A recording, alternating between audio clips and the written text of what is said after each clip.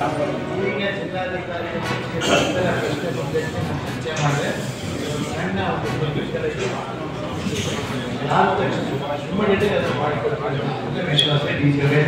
ಅದನ್ನ ಮಾಡ್ತೀನಿ ಸ್ವಲ್ಪ ಸಮಯ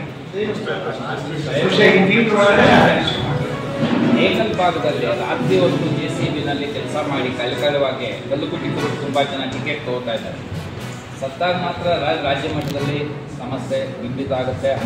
ಹಿಂಗೆ ಅಂತೆಲ್ಲ ಪೊಲೀಸು ಪ್ರೆಸ್ಸು ಎಲ್ಲ ಓಡಾಡ್ತಿದೆ. ಆಮೇಲೆ ಇನ್ನೊಂದು ಸಾವಾದಾಗಲೇ ನಾವು ಅಲ್ಲಿ ಹೋಗೋದು. ಸ್ವಲ್ಪ ನೀವು ಪರ್ಸ್ನಲ್ ಇಂಟ್ರೆಸ್ಟ್ ತಗೊಂಡು ನೇಕಲ್ ಭಾಗದಲ್ಲಿ ಸ್ವಲ್ಪ ಅಕ್ರಮದಲ್ಲಿ ಹೇಳಿದ್ದಾರೆ. ನೀವು ಅಂಕಿಅಂಶ ಸಂಗ್ರಹಿಸಿ ಎಷ್ಟು ಜನ ಕಲ್ಲುಕುಟ್ಟಿಗೆ ಸತ್ತಿದ್ದಾರೆ ಅಂತ ಅಂಕಿಅಂಶ ನಿಲ್ಲಿಸಿದೆ. ನಾನು ಅಂಕಿಅಂಶಗಳನ್ನು ಈ ಜಿಲ್ಲೆಯಲ್ಲಿ ಸಂಗ್ರಹ ಮಾಡಲಿಕ್ಕೆ ನನಗೆ ಕಷ್ಟ ಆಗುತ್ತೆ. ಯಾಕೆಂದರೆ 2018ರಲ್ಲಿ ನಾನು ಚುನಾವಣೆಗೆ ನಿಂತಿದ್ದೆ ಸೌತ್ ಈಸ್ಟ್ ಟೀಚರ್ಸ್ ಕಾನ್ಸ್ಟಿಟ್ಯೂನ್ಸಿಗೆ. ಒಂದೊಂದು ತಾಲೂಕಿಗೆ ಕನಿಷ್ಠ 5-6 ಹೆಸರು. ಹಾಗಾಗಿ ನಾನು ಮುಕ್ತ ಮಾಹಿತಿಯನ್ನು ಪಡೆದುಕೊಳ್ತೀನಿ. ಟೀಚರ್ಸ್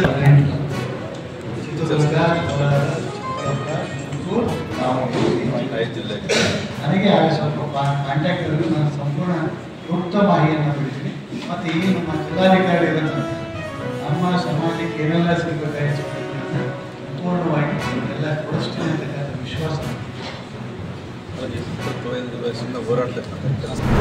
ಮಾಲೂರು ವಿಧಾನಸಭಾ ಕ್ಷೇತ್ರದ ನಮ್ಮ ಜನಪ್ರಿಯ ಶಾಸಕರಾದ ನಂಜೇಗೌಡರು ಮತ್ತು ನಮ್ಮೆಲ್ಲ ಮುಖಂಡರು ಒಡಗೂರು ನಾಗರಾಜಣ್ಣವರು ಮತ್ತು ನಮ್ಮೆಲ್ಲ ಮುಖಂಡರು ಬ್ಲಾಕ್ ಕಾಂಗ್ರೆಸ್ನ ಅಧ್ಯಕ್ಷರು ಮುರಳಿಯವರು, ಗೋಪಾಲ್ಗೌಡರು, ನಮ್ಮ ಮುಖಂಡರಾದ ಪ್ರವೀಣ್ರವರು, ನಮ್ಮ ಚಾಕಾರಸಳ್ಳಿ ಮಂಜಣ್ಣವರು, ವಿಶೇಷವಾಗಿ ಇವತ್ತು ನಮ್ಮ ಜಿಲ್ಲಾ ಮಂತ್ರಿಗಳು ಐಟಿ ಸುರೇಶ್ ಅವರು ಕೂಡ ಈ ಚುನಾವಣೆಯಲ್ಲಿ ಸುರೇಶ್ ಅವರು ಮತ್ತು ಸುಧಾಕರ್ ಅವರು ಇಬ್ಬರು ಕೂಡ ಎರಡೂ ಜಿಲ್ಲೆಗೆ ಸಂಬಂಧಪಟ್ಟಂತ ಚುನಾವಣೆ ಇದ್ದು ಅವರ ಸಹಕಾರ ಕೂಡ ಇದರಿಂದ ಇವತ್ತು ಈ ಚುನಾವಣೆಯಲ್ಲಿ ನಮಗೆ ಜಯಬೇರಿಯಾಗಿದೆ.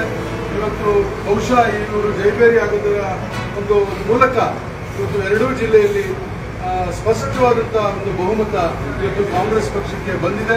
ಮುಂದಿನ ದಿವಸಗಳಲ್ಲಿ ಇನ್ನು ಬಾಕಿ ಇರ್ತಕ್ಕಂಥ 2 ಪ್ರಕರಣಗಳು ಏನು ಚಿಂತಾಮಣಿ ಮತ್ತು ಚಿಕ್ಕಬಳ್ಳಾಪುರ ಅಲ್ಲಿ ಕೂಡ ನಮಗೇನೆ ವಿಜಯ ಸಿಗ್ತದೆ. ಅದರ ಮೂಲಕ ಕೋಲಾರ ಚಿಕ್ಕಬಳ್ಳಾಪುರ DCC ಬ್ಯಾಂಕ್ ಕಾಂಗ್ರೆಸ್ ಪಕ್ಷದ ವಶ ಆಗ್ತದೆ ಅಂತೇಳಿ ಈ ಸಂದರ್ಭದಲ್ಲಿ ಹೇಳಿ ಬಯಸ್ತೇನೆ.